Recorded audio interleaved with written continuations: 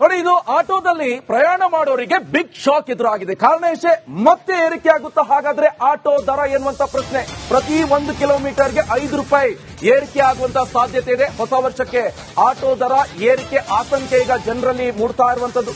December 23ರಂದು auto ಸಂಘಟನೆಗಳ ಜೊತೆ ಸಭೆ ಕೂಡ ನಡೆಸಲಾಯಿತು. ಈ ಆಟೋ ಸಂಘಟನೆಗಳು ಆಫೀಸರ್ ಜೊತೆ ಸಾರಿಗೆ ಇಲಾಖೆ ಸಭೆ, ಪ್ರಾದೇಶಿಕ ಸಾರಿಗೆ ಪ್ರಾಧಿಕಾರದ ಅಧ್ಯಕ್ಷರ ನೇತೃತ್ವದಲ್ಲಿ ಈ ಸಭೆ. ಆ ಸಭೆ ಬಳಿಕ ಆಟೋ ದರ ಏರಿಕೆ ಬಗ್ಗೆ ನಿರ್ಧಾರವನ್ನ ಕೈಗೊಳ್ಳಲಾಗುತ್ತೆ.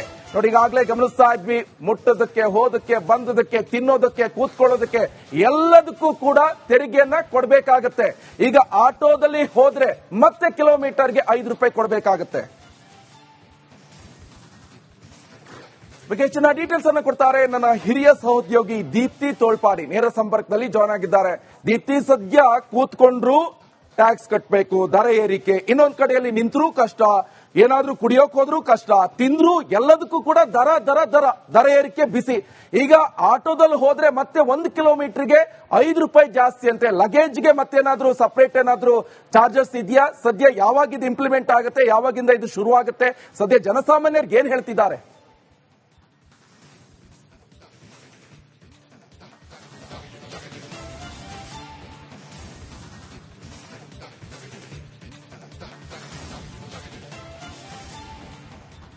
ನಿಕೇಶ್, ಬೆಲೆ ಏರಿಕೆಯ ಬಿಸಿಯಲ್ಲಿ ಜನಸಾಮಾನ್ಯರು ಇವತ್ತು ತತ್ತರಿಸಿ ಹೋಗಿದ್ದಾರೆ. ದಿನ ಬೆಳಗಾದ್ರೆ ಯಾವ ಬೆಲೆ ಏರಿಕೆ ಆಗುತ್ತೆ ಅನ್ನೋ ಒಂದು ಆತಂಕದಲ್ಲೇ ಪ್ರತಿದಿನ ಶುರು ಮಾಡುವಂತೆ ಆಗ್ತಾ ಇದೆ.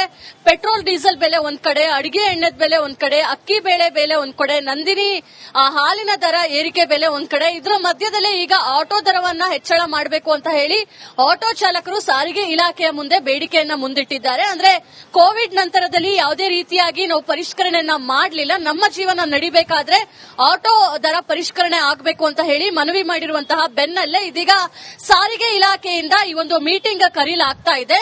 ಡಿಸೆಂಬರ್ 23ನೇ ತಾರೀಕು ಸಾರಿಗೆ ಪ್ರಾದೇಶಿಕರ ಆಯುಕ್ತರ ಸಮ್ಮುಖದಲ್ಲಿ ಈ ಒಂದು ಸಭೆ ನಡೀಲಿಕ್ಕಿದೆ. ಸಭೆಯಲ್ಲಿ ಚರ್ಚೆಗಳಾಗುತ್ತೆ, ಕಿಲೋಮೀಟರ್ಗೆ ಎಷ್ಟು ಮಾಡಬೇಕು ಅಂತ. ಈಗಾಗಲೇ ಆಟೋ ಚಾಲಕರು ಪ್ರತಿ ಕಿಲೋಮೀಟರ್ಗೆ 5 ರೂಪಾಯಿನ ಹೆಚ್ಚಳ ಮಾಡಿ ಅಂತ ಹೇಳಿ ಮನವಿಯನ್ನ ಕೊಟ್ಟಿದ್ದಾರೆ. ಈ ಹಿಂದೆ 1 ಕಿಲೋಮೀಟರ್ಗೆ 15 ರೂಪಾಯಿ ಇದೆ, 2 ಕಿಲೋಮೀಟರ್ಗೆ 30 ರೂಪಾಯಿಯಷ್ಟು ಚಾರ್ಜ್ ನ ತಗೊಳ್ಳಲಾಗ್ತಾ ಇದೆ.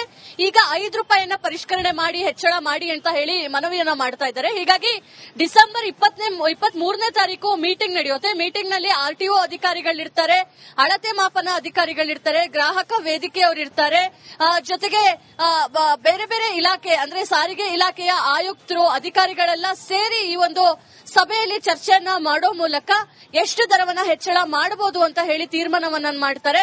ಅದಾದ ನಂತರ ಮಾರನೇ ದಿನ ಅಥವಾ ಮುಂದಿನ ಜನವರಿ 1ನೇ ತಾರೀಕಿಂದ ಹೊಸ ದರ ಪರಿಷ್ಕರಣೆ ಆಗುವಂತಹ ಸಾಧ್ಯತೆ ಇದೆ.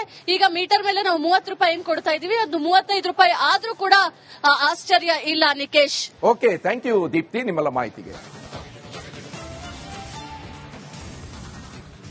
ಈ ಕೆಲಸ ಮಾಡಿಲ್ಲದೆ ಇರಬಹುದು, ಕೆಲವೊಂದಿಷ್ಟು ಜನ ಅಧಿಕಾರಿಗಳು ಈ MLA-ಗಳಿಗೋ ಅಥವಾ ಸಚಿವರಿಗೋ ಬಕೆಟ್ ಇಟ್ಕೊಂಡು ಕೂತ್ಕೊಂಡಿರ್ತಾರೆ, ಅಂತವ್ರನ್ನ ಕರ್ಕೊಂಡು ಬಂದಲ್ಲಿ ಹಾಕೋತಾರೆ, ಸರಿಯಾಗಿ ಕೆಲಸ ಮಾಡಲ್ಲ. ಸೊ ಆದ್ರೆ ಇದೇ ವರ್ಗಾವಣೆ ದಂಧೆ ಆಗ್ಬಿಡ್ತು, ಲಂಚ ತಕೊಂಡು ವರ್ಗಾವಣೆ ಮಾಡ್ತಾ ಇದ್ದಾರೆ ಎನ್ನುವಂಥದ್ದು ಸಾಕಷ್ಟು ಚರ್ಚೆಗೆ ಗ್ರಾಸ ಆಯ್ತು. ಆದ್ರೆ ಇದಕ್ಕೆಲ್ಲ ಈಗ ಪುಲಿಸ್ ಸ್ಟಾಪ್ ಬೀಳುವಂತ ಸಂದರ್ಭ ಬಂದೇ ಬಿಡ್ತು. ಇವಾಗ ಹೆಚ್ಚಿನ ಡೀಟೇಲ್ಸ್ ಅನ್ನ ಕೊಡ್ತಾರೆ ನಮ್ಮ ಪೊಲಿಟಿಕಲ್ ಬ್ಯೂರೋ ಇಂದ ವಿಜಯ್. ಫೋನ್ ಸಂಪರ್ಕದಲ್ಲಿ ಜಾಯ್ನ್ ಆಗಿದ್ದಾರೆ. ವಿಜಯ್, ಈ ಹಿಂದೆ ಸಾಕಷ್ಟು ಚರ್ಚೆ ಆಯ್ತು, ಸಾಕಷ್ಟು ಸುದ್ದಿ ಆಯ್ತು. ಈ ವರ್ಗಾವಣೆ ಮಾಡೋದು, ದುಡ್ಡು ತಕೊಳ್ಳೋದು, ವರ್ಗಾವಣೆ ಮಾಡೋದು, ದುಡ್ಡು ತಕೊಳ್ಳೋದು, ತಮ್ಗಿಷ್ಟ ಬಂದವ್ರನ್ನ ಬೇರೆ ಬೇರೆ ಕಡೆ ಹಾಕೋದು, ಮತ್ತೆ ಇದಾಗೋದು. ಸೊ ಈಗ ಸಿಎಂ ಸಿದ್ದರಾಮಯ್ಯನವರು ಒಂದು ಸುತ್ತೋಲೆಯನ್ನ ಹೊರಡಿಸಿಬಿಟ್ರು. ಸಿಎಂ ಅವರ ಗಮನಕ್ಕೆ ತಾರದೆ ಯಾವುದನ್ನು ಕೂಡ ವರ್ಗಾವಣೆ ಯಾರನ್ನು ಕೂಡ ಮಾಡುವಂಗಿಲ್ಲ ಅಂತ. ಸದ್ಯ ಇದು ಇಂಪ್ಲಿಮೆಂಟ್ ಆಗುತ್ತಾ ಅಥವಾ ಇದು ಒಂದು ಸುತ್ತೋಲೆಗೆ ಮಾತ್ರ ಸೀಮಿತ ಆಗಿರುತ್ತಾ ಅಂತ? ನಿಖಿಲೇಶ್, ಮುಖ್ಯಮಂತ್ರಿ ಸಿದ್ದರಾಮಯ್ಯ ಅವರ ಸುತ್ತೋಲೆ ಅದೇ ಕಾಂಗ್ರೆಸ್ನಲ್ಲಿ ಒಂದಷ್ಟು ಏನು ಕಂಟ್ರೋಲ್ ಮಾಡೋದಕ್ಕೆ ಈ ಒಂದು ಸುತ್ತೋಲೆ ಅಂತ. ಯಾಕಂತಂದ್ರೆ ವರ್ಗಾವಣೆ ವಿಚಾರ ಸಂಬಂಧಪಟ್ಟಂತೆ ಸಾಕಷ್ಟು ಕೂಡ ದೂರುಗಳು ಬರ್ತಾ ಜೊತೆಗೆ ಬಹಳ ಪ್ರಮುಖವಾಗಿ ಶಾಸಕರು, ಬಹುತೇಕ ಶಾಸಕರು ಕೂಡ ಸಿಎಂಗೆ ಸಂಬಂಧಪಟ್ಟಂತೆ ಒಂದಷ್ಟು ಅಸಮಾಧಾನ ವ್ಯಕ್ತಪಡಿಸಿದ್ರು. ಯಾಕಂದ್ರೆ ಸಚಿವರು ತಾವು ಹೇಳಿದಂತಹ ಅಧಿಕಾರಿಗಳನ್ನ ವರ್ಗಾವಣೆ ಮಾಡ್ತಾರೆ ಅನ್ನೋ ಒಂದು ಭಾಗ. ಎರಡನೇದೀಗ ಸಾರ್ವತ್ರಿಕ ವರ್ಗಾವಣೆ ಮುಗಿದ ಹಿನ್ನೆಲೆಯಲ್ಲಿ ಈಗ ವರ್ಗಾವಣೆ ಸಂಬಂಧಪಟ್ಟಂತೆ ಏನಾದ್ರು ಕೂಡ ಆದ್ರೆ ಒಂದಷ್ಟು ದಂಧೆ ಆಗುವಂತ ಏನೋ ಒಂದು ಸಾಧ್ಯತೆ ಇರುವಂತದ್ದು. ಜೊತೆಗೆ ಬೇಕಾಬಿಟ್ಟಿ ಅಧಿಕಾರಿ ವರ್ಗಾವಣೆಗೆ ಬ್ರೇಕ್ ಹಾಕುವ ನಿಟ್ಟಿನಲ್ಲಿ ಈಗ ನೇರವಾಗಿ ಮುಖ್ಯಮಂತ್ರಿ ಸಿದ್ದರಾಮಯ್ಯ ಅವರು ಈಗ ಅಕ್ಕಾಡಕ್ಕೆ ಧುಮುಕಿರುವಂತದ್ದು, ಸಿದ್ದರಾಮಯ್ಯ ಸುತ್ತೋಲೆ ಹೊರಟಿರುವಂತದ್ದು, ಯಾವುದೇ ಅಧಿಕಾರಿಗಳನ್ನು ಕೂಡ ನನ್ನ ಗಮನಕ್ಕೆ ಬಾರದೆ ಏನು ವರ್ಗಾವಣೆ ಮಾಡಬಾರ್ದು ಅಂತ. ಈ ಹಿನ್ನೆಲೆಯಲ್ಲಿ ಈಗ ಸಾಕಷ್ಟು ಮಹತ್ವ ಪಡ್ಕೊಂಡಿರುವಂತದ್ದು ನಿಕೇಶ್. ಮತ್ತೆ ಅಧಿಕಾರಿಗಳ ವರ್ಗಾವಣೆ ಸಂಬಂಧಪಟ್ಟ ಸಾಕಷ್ಟು ಅಸಮಾಧಾನ ಮತ್ತು ಒಂದಷ್ಟು ದೂರು ಬಂದ ಹಿನ್ನೆಲೆಯಲ್ಲಿ ಅದಕ್ಕೆ ಬ್ರೇಕ್ ಹಾಕುವ ನಿಟ್ಟಿನಲ್ಲಿ ಮುಖ್ಯಮಂತ್ರಿ ಸಿದ್ದರಾಮಯ್ಯ ಅವರು ಈ ನಿರ್ಧಾರವನ್ನು ಕೈಗೊಂಡಿರುವಂತದ್ದು Nikesh. Okay, thank you Vijay ನಿಮ್ಮೆಲ್ಲ ಮಾಹಿತಿಗೆ. ನಮಸ್ಕಾರ, ನೀವು ನೋಡ್ತಿದ್ರ ರಿಪಬ್ಲಿಕ್ ಕನ್ನಡ. ನಾನು ನಿಕೇಶ್ ಕೊಠಾರಿ. ಸಿಎಂ ಸಿದ್ದರಾಮಯ್ಯ ಸರ್ಕಾರ ಬಂದ ತಕ್ಷಣ ಒಂದಿಷ್ಟು ಶಾಸಕರು, ಸಚಿವರು ಸಾಕಷ್ಟು ಆರೋಪವನ್ನ ಮಾಡ್ತಾ ಇದ್ರು. ಸಾರ್ವಜನಿಕರ ವಲಯದಲ್ಲೂ ಕೂಡ ಕೇಳಿ ಬರ್ತಾ ಇರುವಂತ ಪ್ರಶ್ನೆ ಇದು, ವರ್ಗಾವಣೆ ದಂಧೆ ಆಗ್ತಾ ಇದೆ ಅಂತ. ಆದ್ರೆ ಈಗ ಇದೇ ವರ್ಗಾವಣೆ ದಂಧೆಗೆ ಸಿದ್ದರಾಮಯ್ಯ ಬ್ರೇಕ್ ಹಾಕಿದ್ದಾರೆ. ಸಿಎಂ ಅನುಮತಿ ಇಲ್ಲದೆ ಯಾರನ್ನು ಕೂಡ ವರ್ಗಾವಣೆ ಮಾಡುವಾಗಿಲ್ಲ, ಸಿಎಂ ಗಮನಕ್ಕೆ ಬಾರದೆ ಟ್ರಾನ್ಸ್ಫರ್ ಮಾಡಂಗಿಲ್ಲ. ವರ್ಗಾವಣೆ ಇನ್ ಕೇಸ್ ಏನಾದ್ರೂ ಮಾಡಿದ್ರೆ ಇಲಾಖೆ ಮುಖ್ಯಸ್ಥರು ಜವಾಬ್ದಾರಿ ಆಗಲಿದ್ದಾರೆ. ವರ್ಗಾವಣೆಗೆ ಬ್ರೇಕ್ ಹಾಕಿ ಸುತ್ತೋಲೆ ಹೊರಡಿಸಿದ್ದಾರೆ ಸಿಎಂ ಸಿದ್ದರಾಮಯ್ಯನವರು. ಈ ಹಿಂದೆ ಯಾರಿಗಿಷ್ಟ ಇಲ್ವಾ, ಸಚಿವರು ಇರಬಹುದು ಅಥವಾ ಶಾಸಕರು ತಮ್ಮ ವ್ಯಾಪ್ತಿಯಲ್ಲಿ ಬರುವಂತವರು ಇನ್ ಕೇಸ್ ಏನ್ ಸರಿಯಾಗಿ ಕೆಲಸ ಮಾಡಿಲ್ಲದೆ ಇರಬಹುದು. ಕೆಲವೊಂದಿಷ್ಟು ಜನ ಅಧಿಕಾರಿಗಳು ಈ ಎಂಎಲ್ಎಗಳಿಗೋ ಅಥವಾ ಸಚಿವರಿಗೋ ಬಕೆಟ್ ಇಟ್ಕೊಂಡು ಕೂತ್ಕೊಂಡಿರ್ತಾರೆ. ಅಂತವ್ರನ್ನ ಕರ್ಕೊಂಡು ಬಂದಲ್ಲಿ ಹಾಕೋತಾರೆ, ಸರಿಯಾಗಿ ಕೆಲಸ ಮಾಡಲ್ಲ. ಸೊ ಆದ್ರೆ ಇದೇ ವರ್ಗಾವಣೆ ದಂಧೆ ಆಗ್ಬಿಡ್ತು, ಲಂಚ ತಕೊಂಡು ವರ್ಗಾವಣೆ ಮಾಡ್ತಾ ಇದ್ದಾರೆ ಎನ್ನುವಂಥದ್ದು ಸಾಕಷ್ಟು ಚರ್ಚೆಗೆ ಗ್ರಾಸ ಆಯ್ತು. ಆದ್ರೆ ಇದಕ್ಕೆಲ್ಲ ಈಗ ಪುಲಿಸ್ ಸ್ಟಾಪ್ ಬೀಳುವಂತ ಸಂದರ್ಭ ಬಂದೇ ಬಿಡ್ತು. ಇವಾಗ ಹೆಚ್ಚಿನ ಡೀಟೇಲ್ಸ್ ಅನ್ನ ಕೊಡ್ತಾರೆ ನಮ್ಮ ಪೊಲಿಟಿಕಲ್ ಬ್ಯೂರೋ ಇಂದ ವಿಜಯ್. ಫೋನ್ ಸಂಪರ್ಕದಲ್ಲಿ ಜಾಯ್ನ್ ಆಗಿದ್ದಾರೆ. ವಿಜಯ್, ಈ ಹಿಂದೆ ಸಾಕಷ್ಟು ಚರ್ಚೆ ಆಯ್ತು, ಸಾಕಷ್ಟು ಸುದ್ದಿ ಆಯ್ತು. ಈ ವರ್ಗಾವಣೆ ಮಾಡೋದು, ದುಡ್ಡು ತಕೊಳ್ಳೋದು, ವರ್ಗಾವಣೆ ಮಾಡೋದು, ದುಡ್ಡು ತಕೊಳ್ಳೋದು, ತಮ್ಗೆ ಇಷ್ಟ ಬಂದವ್ರನ್ನ ಬೇರೆ ಬೇರೆ ಕಡೆ ಹಾಕೋದು, ಮತ್ತೆ ಇದಾಗೋದು. ಸೊ ಈಗ ಸಿಎಂ ಸಿದ್ದರಾಮಯ್ಯನವರು ಒಂದು ಸುತ್ತೋಲೆಯನ್ನೇ ಹೊರಡಿಸಿ ಬಿಟ್ರು. ಸಿಎಂ ಅವರ ಗಮನಕ್ಕೆ ತಾರದೆ ಯಾವುದನ್ನು ಕೂಡ ವರ್ಗಾವಣೆ ಯಾರನ್ನು ಕೂಡ ಮಾಡುವಂಗಿಲ್ಲ ಅಂತ. ಸದ್ಯ ಇದು ಇಂಪ್ಲಿಮೆಂಟ್ ಆಗುತ್ತಾ ಅಥವಾ ಇದು ಒಂದು ಸುತ್ತೋಲೆಗೆ ಮಾತ್ರ ಸೀಮಿತ ಆಗಿರುತ್ತಾ ಅಂತ?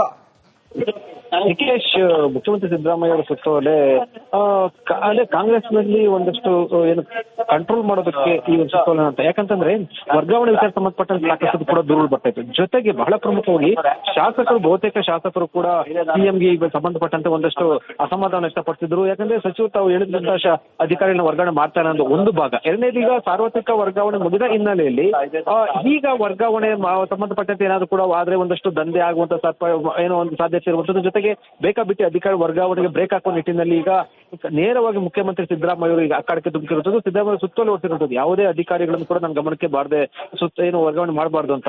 ಈ ಹಿನ್ನೆಲೆಯಲ್ಲಿ ಈಗ ಸಾಕಷ್ಟು ಮಹತ್ವ ಪಡ್ಕೊಂಡಿರುವಂತದ್ದು ನಿಕೇಶ್. ಮತ್ತೆ ಅಧಿಕಾರಿಗಳ ವರ್ಗಾವಣೆ ಸಂಬಂಧಪಟ್ಟ ಸಾಕಷ್ಟು ಅಸಮಾಧಾನ ಮತ್ತು ಒಂದಷ್ಟು ದೂರು ಬಂದ ಹಿನ್ನೆಲೆಯಲ್ಲಿ ಅದಕ್ಕೆ ಬ್ರೇಕ್ ಹಾಕುವ ನಿಟ್ಟಿನಲ್ಲಿ ಮುಖ್ಯಮಂತ್ರಿ ಸಿದ್ದರಾಮಯ್ಯ ಅವರು ಈ ನಿರ್ಧಾರವನ್ನು ಕೈಗೊಂಡಿರುವಂತದ್ದು Nikesh. Okay, thank you Vijay ನಿಮ್ಮೆಲ್ಲ ಮಾಹಿತಿಗೆ.